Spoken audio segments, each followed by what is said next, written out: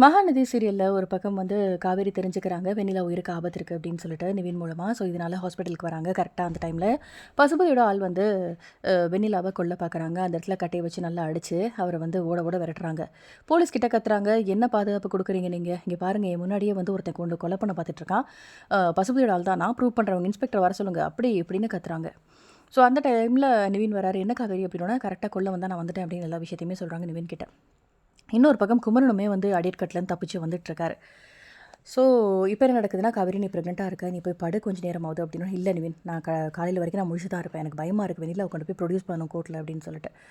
So இந்த பக்கம் வந்து யமுனா கால் பண்ணிட்டே இருக்காங்க நிவின்க்கு. ஸோ சாரி யமுனா கால் பண்ணி வச்சு, "உங்கள வந்து நான் உங்க லைஃபே ஸ்பாயில் பண்ணிட்டேன்னு நெனைக்கிறேன்." அப்படிங்கிற மாதிரி ஒரு பக்கம் வந்து காவேரி சொல்ல, "ரொம்ப டார்ச்சர் பண்றா காவேரி, சொல்ற மாதிரி இல்ல." அப்படின்னு சொல்லி ஃபீல் பண்ணிட்டுருக்காங்க. இன்னொரு பக்கம் வந்து என்ன நடக்குதுன்னா, ஒரு பக்கம் குமரன் வந்து தப்பிச்சு வரார்ல, வந்துட்டு வெண்ணிலாவோட மாமாவ போய் அடியாட்கள்லாம் அங்க அடிச்சு போட்டுட்டு கூட்டிட்டு வர பார்க்குறாரு.